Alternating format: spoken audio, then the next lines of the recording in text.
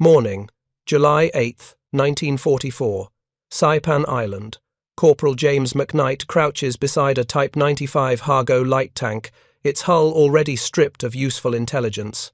The Japanese crew fled hours ago, leaving behind this 7-ton machine that was supposed to hold the Pacific against American industrial might.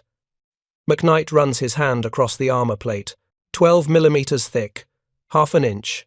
Before we jump back in, tell us where you're tuning in from, and if this story touches you, make sure you're subscribed, because tomorrow I've saved something extra special for you. He pulls his M1 Garand from his shoulder and chambers around. The 30-06 armor-piercing cartridge weighs 165 grains and can penetrate 10.6 millimeters of armor steel at 100 yards. This tank's thickest plate measures 12 millimeters.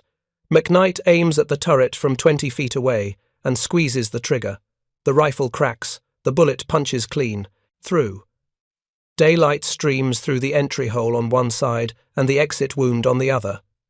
Around him, other Marines stop what they're doing. Someone laughs, then someone else. Within minutes, a dozen men are taking turns shooting at the tank with standard infantry rifles. Every round penetrates. The armor that was supposed to protect Japanese tank crews from machine gun fire can't stop a rifleman's bullet at close range. This isn't combat. This is target practice against an enemy's frontline armor. The tank that was designed to spearhead Japan's expansion across Asia has been reduced to a shooting gallery for bored infantrymen. But this casual demonstration reveals a truth that will reshape American tactical doctrine for the remainder of the Pacific War. Japanese armor wasn't just outmatched by American tanks, it was vulnerable to weapons that every rifleman carried. The technological gap wasn't measured in degrees, it was a chasm. If you're enjoying this deep dive into the story, hit the subscribe button and let us know in the comments from where in the world you are watching from today. Understanding how this moment came to pass requires stepping back to 1933, when Japanese military planners confronted a fundamental problem. The Type 89 Igo medium tank, their frontline armor, could barely keep pace with marching infantry.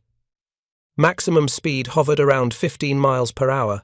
In an era when mechanized warfare was revolutionizing European battlefields, Japan needed something faster, something that could support motorized infantry advancing at truck speed, something that could project power across the vast distances of Asia. The Army Technical Bureau issued specifications that seemed reasonable for the mid-1930s.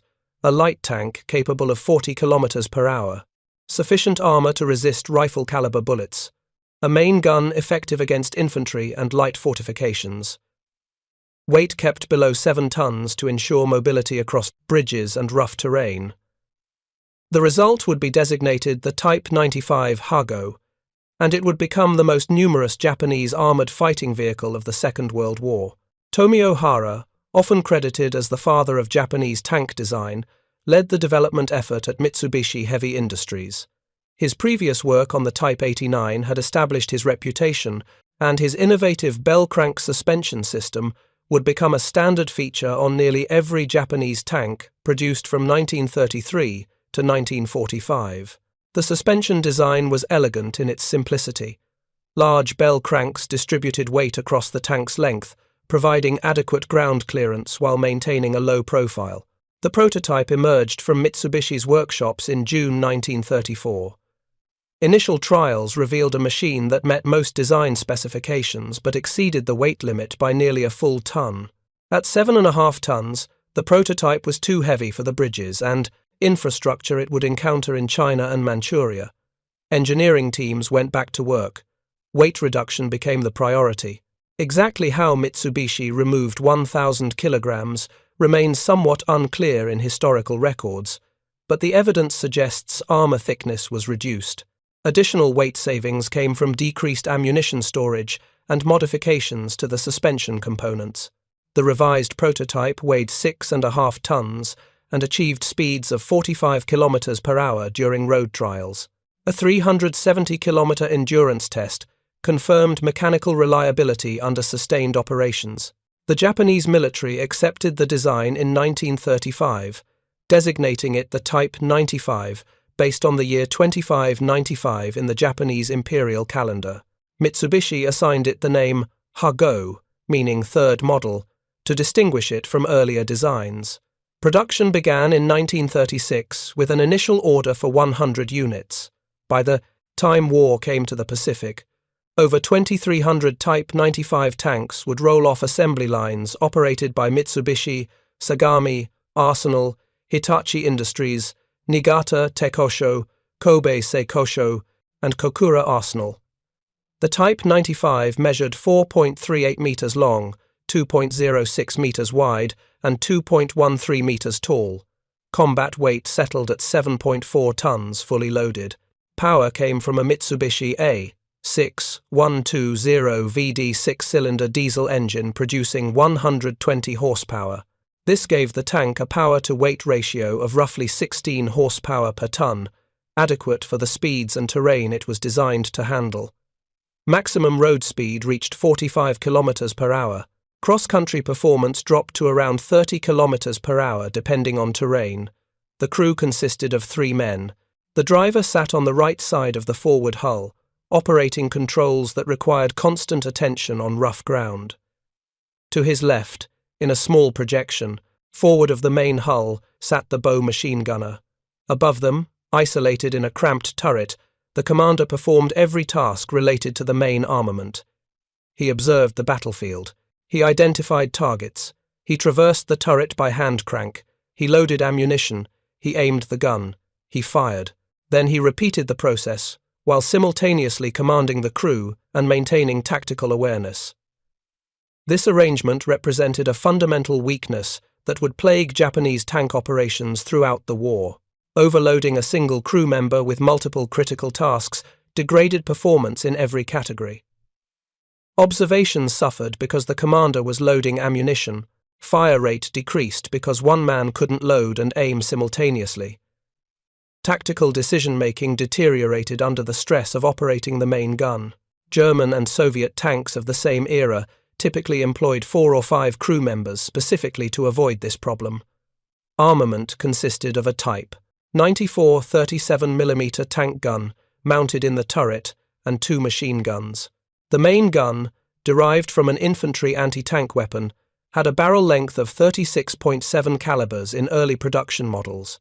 Muzzle velocity reached 575 meters per second with armor-piercing ammunition. At 300 meters, these rounds could penetrate 35 millimeters of armor plate, sufficient to defeat the BT-5 and T-26 light tanks that equipped Soviet forces in Manchuria during the late 1930s. Later production variants received the upgraded Type 98 37mm gun with a longer 46.1 caliber barrel. Muzzle velocity increased to 675 to 700 meters per second. Armor penetration improved to 45 millimeters at 300 meters with early ammunition loads, though this decreased to 25 millimeters at 500 meters with the later standardized ammunition. The gun elevated from -15 degrees to +20 degrees and traversed 20 degrees left and right from center. Ammunition storage varied between 75 and 130 rounds, depending on the specific configuration and mission requirements. The mix typically favored high-explosive shells for the tank's primary role of infantry support. Armor-piercing rounds were carried in smaller quantities for engaging enemy armor when necessary. The relatively small 37mm caliber meant that high-explosive effects were modest compared to larger tank guns, but adequate for destroying infantry positions and light fortifications. Secondary armament initially consisted of 2 Type 91 6.5mm machine guns. One was mounted in the bow, operated by the hull machine gunner. The second was positioned in the right rear of the turret, operated by the commander when he could spare attention from his other duties. This rear-facing machine gun represented an unusual feature designed to suppress infantry, attempting to attack the tank from behind, a tactic Japanese forces had encountered during operations in China. Starting in 1938, production shifted to the more powerful Type 97 7.7mm machine gun.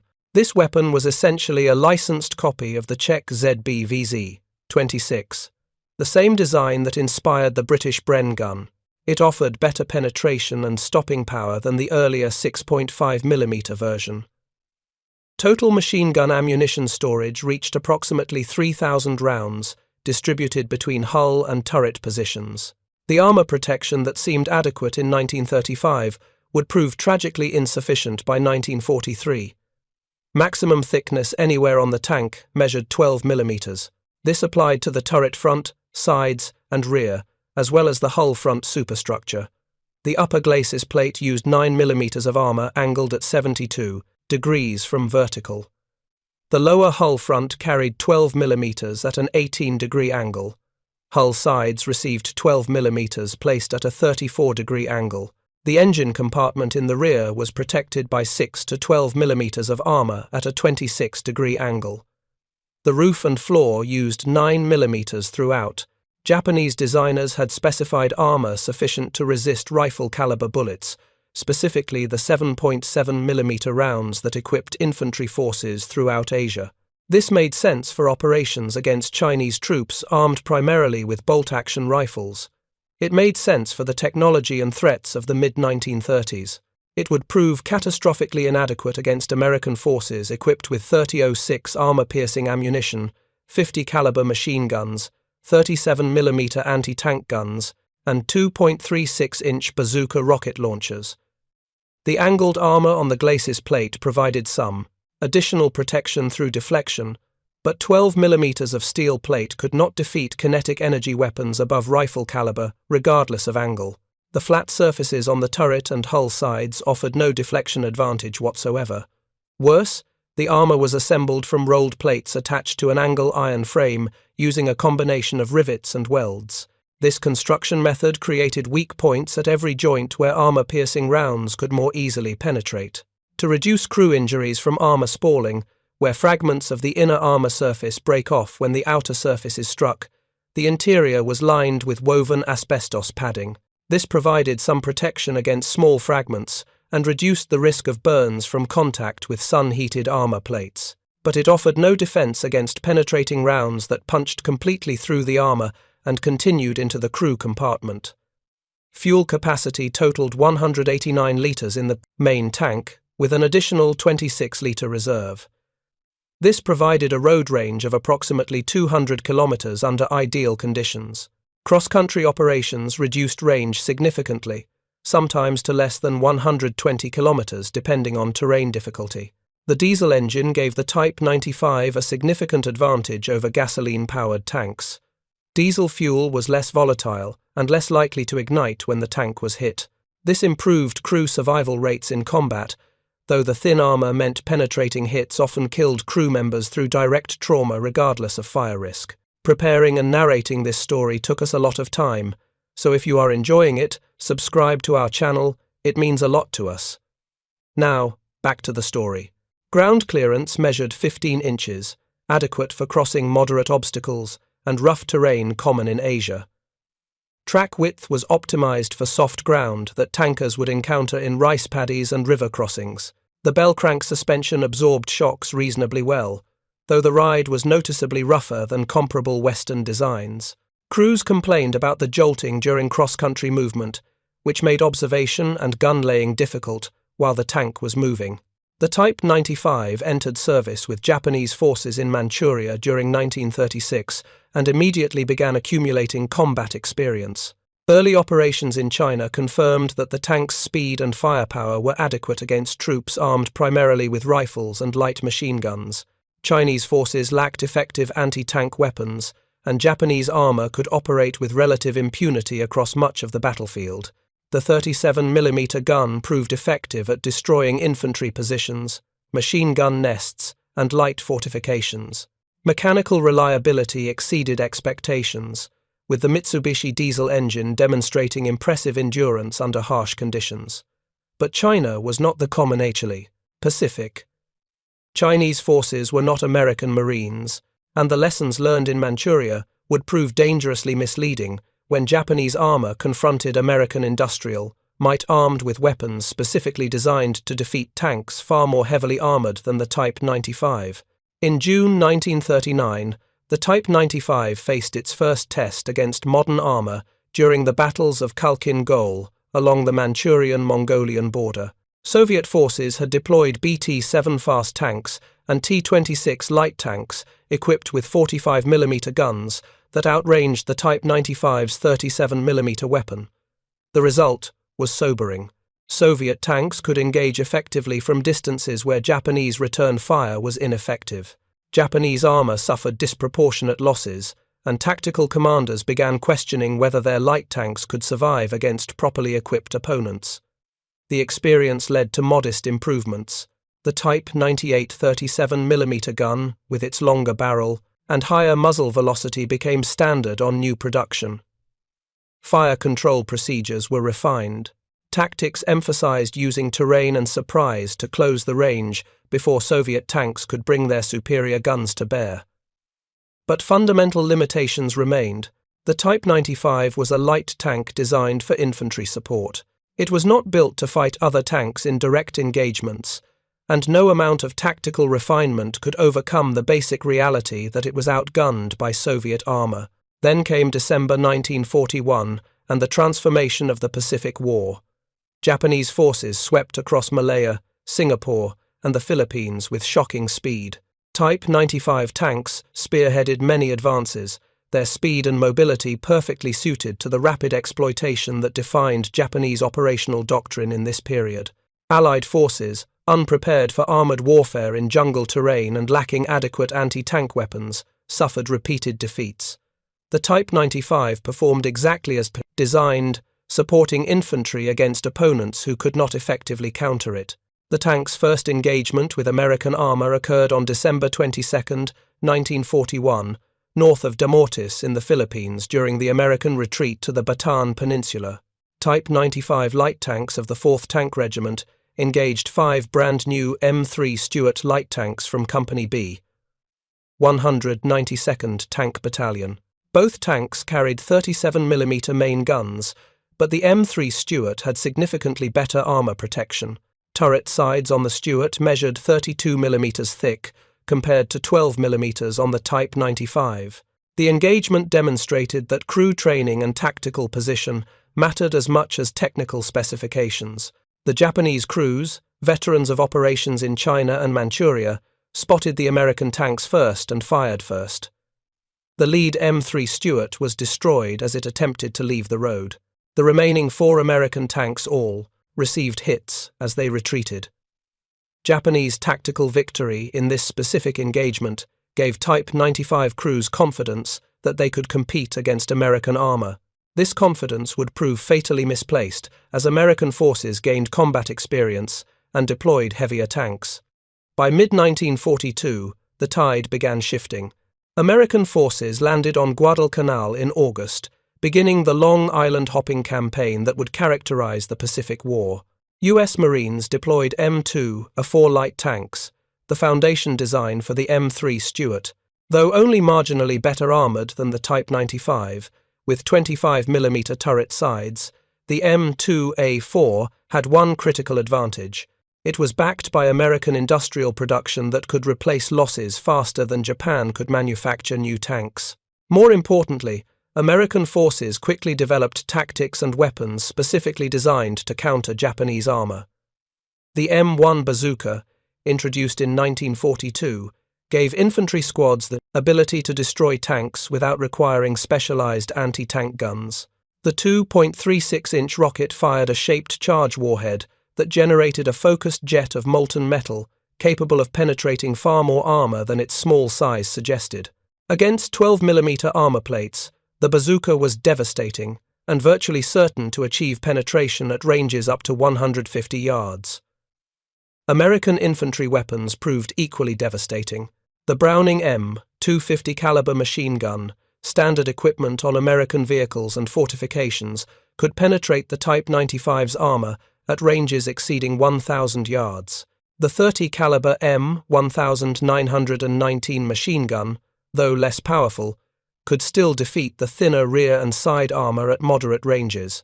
Even the .30-06 rifle ammunition carried by every infantryman posed a lethal threat at close quarters. The M2 armor-piercing round for the .30-06 cartridge was specifically designed to defeat light armor.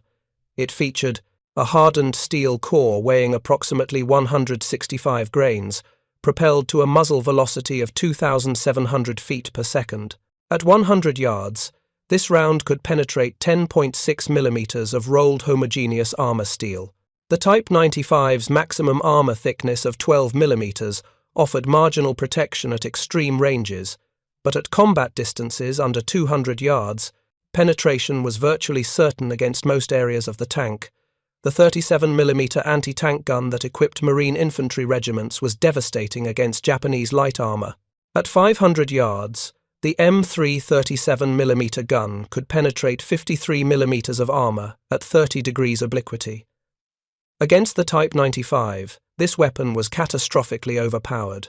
Gunners could engage with confidence at ranges where Japanese tanks could not effectively return fire, and every hit resulted in penetration, regardless of angle or point of impact. By mid-1943, the Type 95 was already obsolete. American forces had deployed the M4 Sherman medium tank across the Pacific, with 75mm main guns and frontal armor measuring 50mm on the hull and up to 90mm on the turret. The Sherman outmatched Japanese light tanks in every measurable category. The Type 95's 37mm gun could not penetrate a Sherman's frontal armor at any practical combat range. Japanese tankers had to maneuver to the sides or rear and close to point-blank distances to have any hope of achieving penetration. The mathematical reality was stark. A Sherman could destroy a Type 95 from 2,000 yards with its 75mm gun. The Type 95 needed to close to less than 300 yards and achieve a perfect side or rear shot to damage a Sherman. This engagement calculus meant that Japanese armor was defeated before battles even began. American tanks held every advantage in firepower, protection, and range. Japanese crews could only hope for surprise, darkness, or terrain that negated American superiority. Saipan would demonstrate just how completely the Type 95 had been surpassed. On June 15, 1944, 2 Marine divisions and 1 Army division landed on the island. The 2nd and 4th Marine divisions brought substantial tank support. The 4th Marine Tank Battalion fielded M4, A2 Shermans equipped with diesel engines. These tanks had proven reliable in the harsh tropical environment where gasoline engines often suffered from vapor lock and fuel contamination. The Japanese 9th Tank Regiment was split between Saipan and Guam. The 3rd, 4th, and 5th Companies defended Saipan with a mixed force of Type 95 light tanks, Type 97 Chiha medium tanks, and a handful of Type 97 Shinhoto Chiha tanks equipped with higher velocity 47mm guns. Additionally, 9 Type 95 tanks from the Yokosuka 1st Special Naval Landing Force were positioned around the beaches. Total Japanese armor on Saipan numbered approximately 100 tanks, the largest concentration Japan would commit to any single Pacific battle. On the night of June 16th into the 17th, Lieutenant General Yoshitsugu Saito ordered a coordinated counterattack designed to drive the Marines back into the sea. The 9th Tank Regiment would spearhead the assault, advancing southwest of Hill 164.6 after infantry cleared initial positions. The tanks would charge the Marine radio station and throw American forces into disorder, allowing follow-on infantry to exploit the breakthrough. The 1st Yokosuka Special Naval Landing Force would attack from the north, parallel to the beach, aiming to capture Charan Kanoa airfield. Between 37 and 44 Japanese tanks assembled for the assault. Most were Type 95 light tanks and Type 97 Kiha medium tanks. The Type 97 carried a 57mm gun that was effective against infantry but struggled against American armor. The few Shinhoto variants with 47mm high-velocity guns represented Japan's most capable armor on Saipan, but even these could only penetrate Sherman armor from the sides and rear at close range. At approximately 0200 hours on June 17th, the Japanese tanks began their advance. Infantry rode on the hulls, clinging to bamboo frameworks erected specifically to provide handholds. The plan called for surprise and mass to overwhelm Marine positions in darkness, but the Marines were prepared. Forward observers had identified likely avenues of approach. Artillery was pre-registered on key terrain. Tank destroyers and bazooka teams were positioned in depth. As the Japanese columns moved forward, Marine observers called for naval gunfire illumination. 5-inch star shells burst overhead, turning night into harsh artificial daylight. The sudden illumination exposed the advancing tanks and stripped away the concealment that Japanese doctrine relied upon. Tank commanders who had planned to use darkness to close with American positions found themselves silhouetted against the sky with nowhere to hide. The engagement became a systematic destruction of Japanese armor. M1 bazookas engaged from close range, their shaped charge warheads punching through 12mm armor plates with mechanical certainty. 37mm anti-tank guns fired from prepared positions, achieving penetrations at ranges where Japanese return fire was ineffective. The M375mm self-propelled guns and M4A2 Sherman tanks provided overwatch, destroying any Type 95 or Type 97 that survived the lighter weapons. Japanese crews discovered that their thin armor was worse than useless. It provided psychological comfort, but no actual protection. The 75mm high-explosive shells from Sherman tanks and self-propelled guns would strike the Type 95's hull, and the entire vehicle would erupt in flame. The armor was too thin to trigger the base, detonating fuses on armor-piercing rounds, which would often pass completely through the tank without exploding. But high-explosive rounds detonated on contact, and 12mm of steel could not contain the blast effects. By dawn on June 17th, the western ravine leading to the Marine radio station was littered with destroyed Japanese tanks. Exact numbers vary depending on sector boundaries and which units claimed credit for specific kills, but between 24 and 31 Type 95 and Type 97 tanks had been knocked out in the 6th Marine sector alone. The 9th Tank Regiment had effectively ceased to exist as a fighting force. Corporal McKnight's informal ballistics test on July 8th came after weeks of combat had already proven the Type 95's inadequacy. But his demonstration with the M1 Garand crystallized the reality in a way that official reports could not. This tank, which Japanese propaganda had portrayed as a symbol of military might, could be defeated by standard infantry rifles. The vulnerability wasn't theoretical, it was absolute. Intelligence teams descended on every captured or destroyed Type 95 they could find. Photographers documented damage patterns from different weapons. Engineers measured armor thickness at multiple points, confirming that 12mm was the maximum and 6mm protected the engine deck in some areas. Metallurgists took samples of the armor plate for laboratory analysis. The steel quality was adequate, but no amount of metallurgical excellence could compensate for insufficient thickness. The examination revealed additional weaknesses beyond simple armor inadequacy. The riveted and welded construction created stress points where armor-piercing rounds could more easily achieve penetration. The asbestos padding on the interior did nothing to stop penetrating projectiles. The cramped turret meant that a single, penetrating hit would likely kill or wound the commander, instantly rendering the tank combat ineffective even if the vehicle remained mobile. The hand-crank turret traverse mechanism was another critical vulnerability. Marines discovered that jamming a bayonet or knife into the turret ring would lock the traverse mechanism, preventing the crew from aiming the main gun. This technique became standard practice when approaching disabled but potentially occupied Japanese tanks. A single rifleman could immobilize the main armament with nothing more than his bayonet, turning a tank into a static pillbox that could easily be bypassed or destroyed at leisure. Communication equipment was primitively inadequate by American standards. Only 1 tank in 4 carried a radio, and these were typically the platoon or company commander's vehicle. If that tank was destroyed, the entire unit lost tactical communications and reverted to visual signals that were nearly useless under combat conditions. American tanks, by contrast, were all radio-equipped, allowing platoon leaders to coordinate fires and maneuvers in real time. The Type 95's operational range of 200 kilometers on roads dropped significantly under combat conditions. Cross-country movement, frequent maneuvering, and extended idling while waiting for orders would exhaust the fuel supply in less than 100 kilometers. American forces with superior logistics could keep their tanks supplied indefinitely.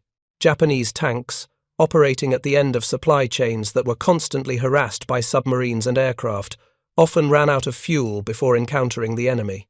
Aberdeen Proving Ground in Maryland received at least 1 intact Type 95 for detailed technical evaluation.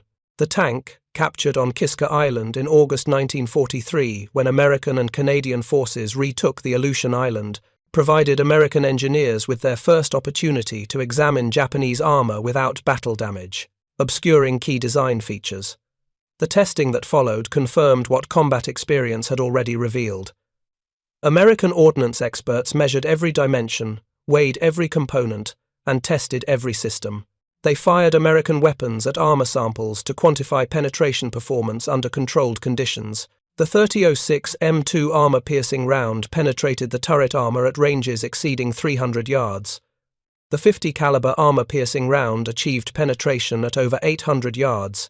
The 37mm anti-tank gun could penetrate from angles that should theoretically have provided some deflection benefit.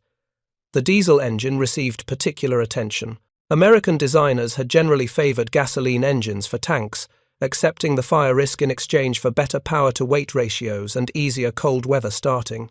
The Type 95's Mitsubishi diesel demonstrated that this approach was viable, providing good reliability and reducing fire hazard when hit.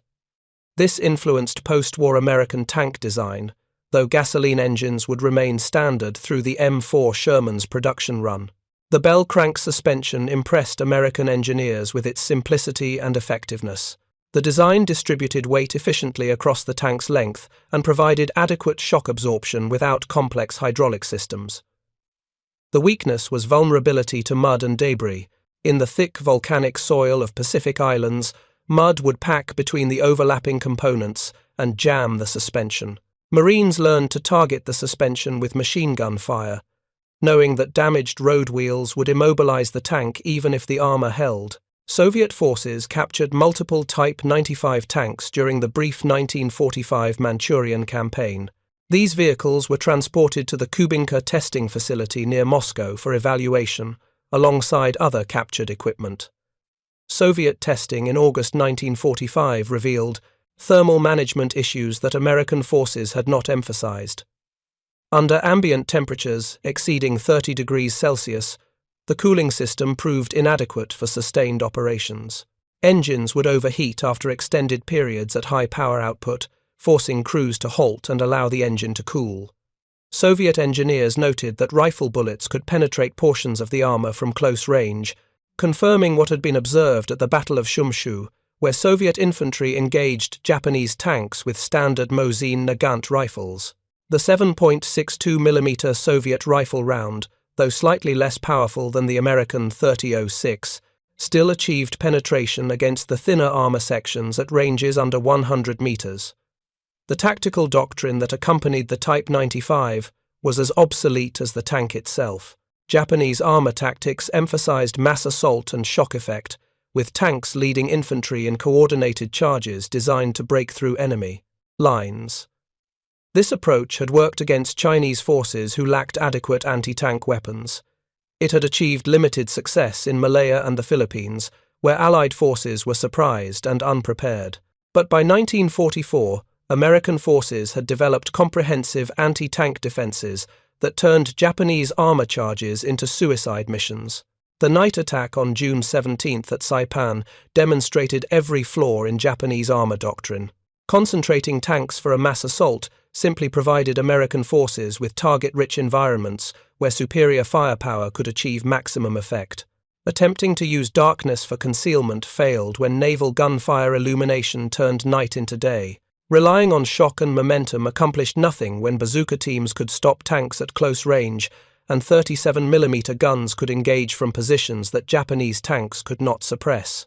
American after-action reports from Saipan praised the effectiveness of combined arms defenses against Japanese armor. Bazookas had proven their worth, giving rifle companies organic anti-tank capability without requiring specialized equipment or extensive training. The 37mm anti-tank gun, often criticized in Europe for inadequacy against German armor, was perfectly suited to Pacific theater requirements. Sherman tanks were rarely needed in anti-tank roles since lighter weapons sufficed, freeing them for infantry support missions. The Type 95 continued serving with Japanese forces through the end of the war, not because it was effective, but because Japan lacked alternatives. Production of improved designs was limited by resource shortages and bombing damage to industrial facilities.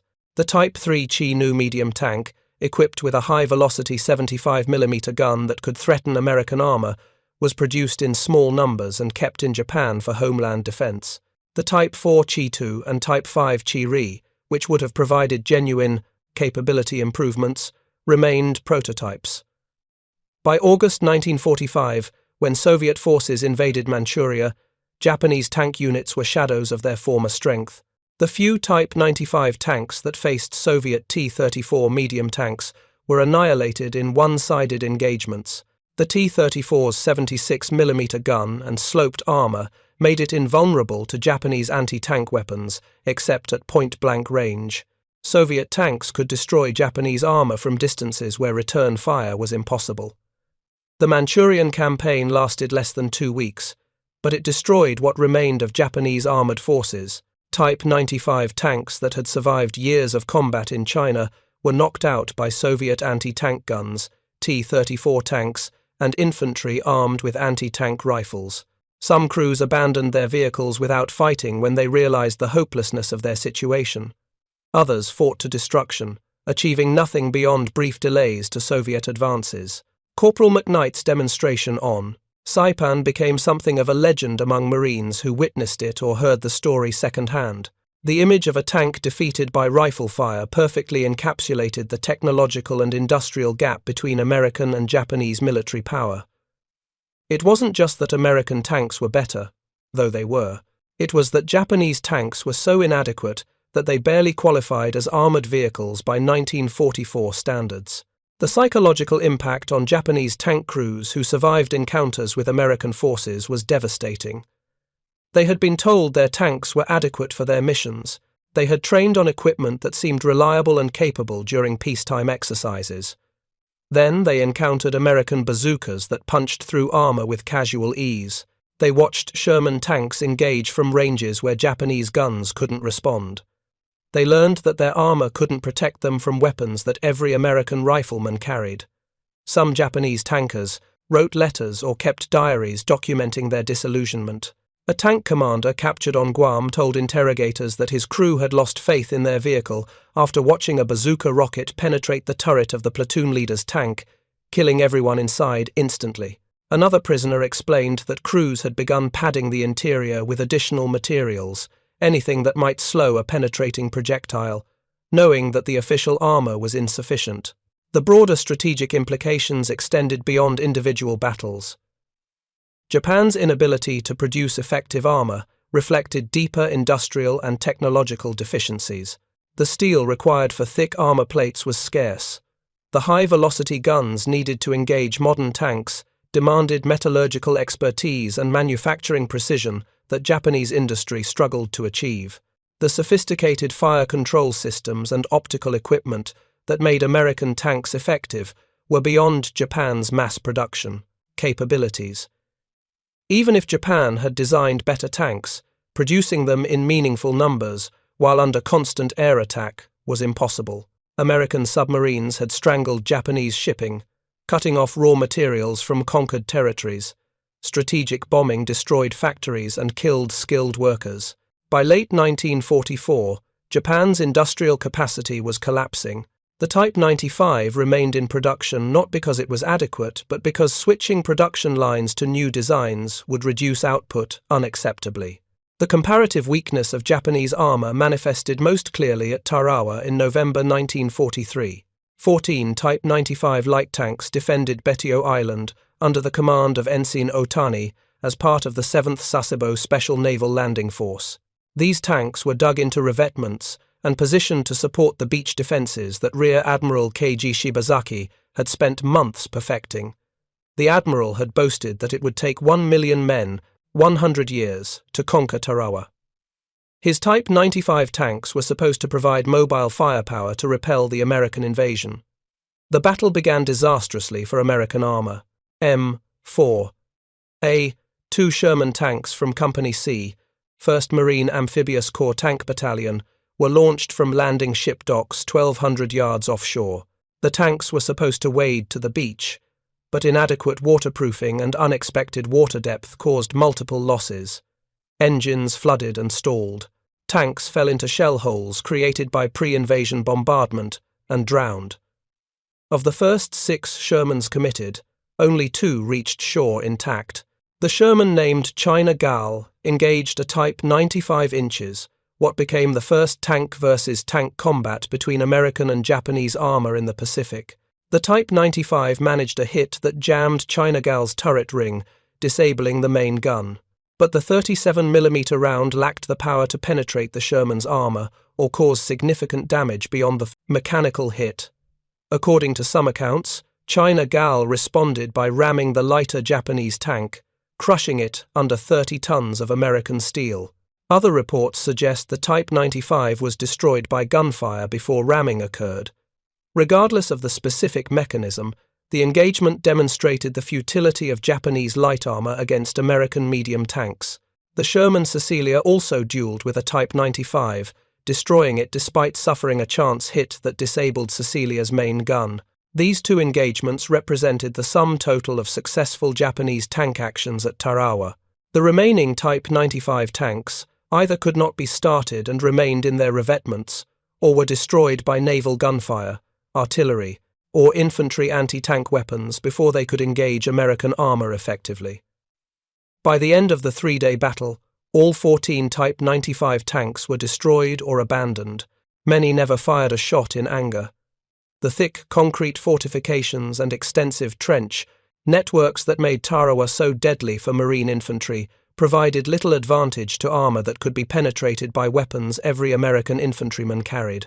The Type 95's 37mm gun proved useless against Sherman frontal armor, while the Sherman's 75mm gun could destroy Japanese light tanks from any angle at any range where target acquisition was possible.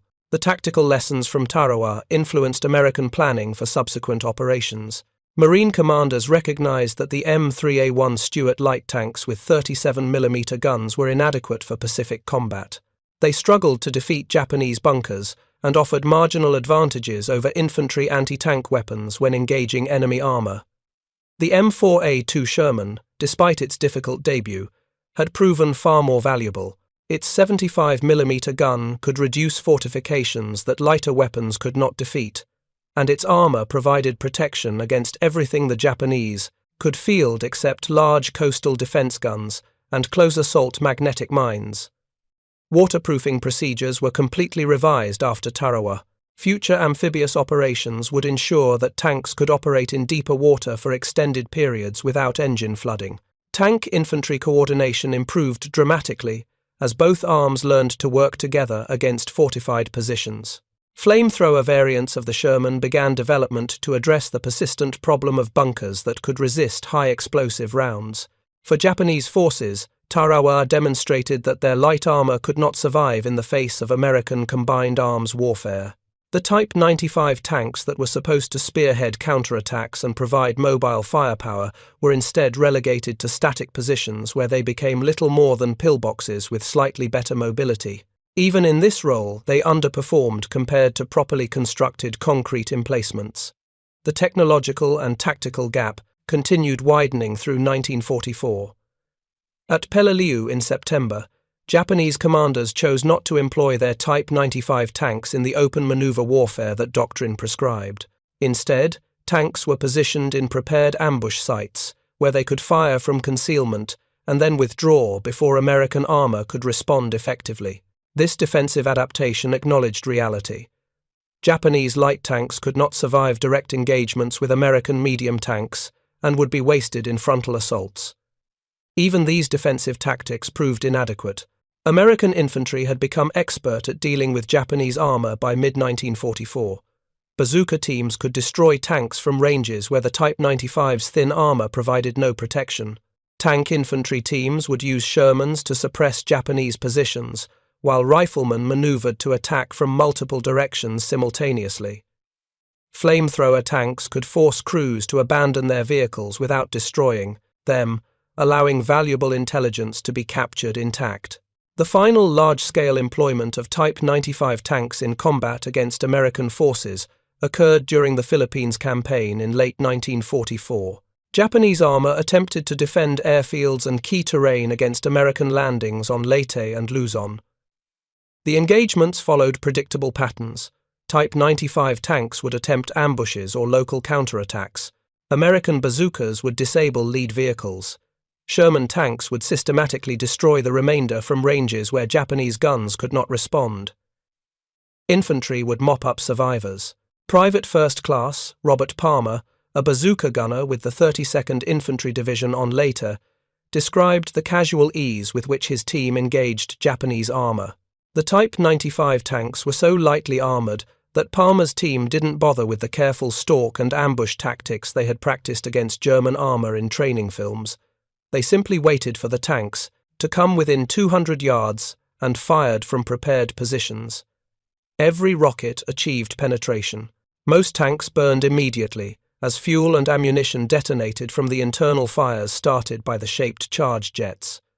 The psychological impact on Japanese tank crews had become debilitating by late 1944. Crews knew their armor offered no protection. They understood their guns could not defeat American tanks. They recognized that every engagement would likely result in their death. Some crews continued fighting with remarkable courage, despite the hopelessness of their situation. Others abandoned their vehicles at the first sign of American armor, preferring to fight as infantry rather than die trapped in steel coffins. Up next, you've got two more standout stories right on your screen. If this one hit the mark, you won't want to pass these up. Just click and check them out. And don't forget to subscribe and turn on the notification bell, so you don't miss any. Upload from us.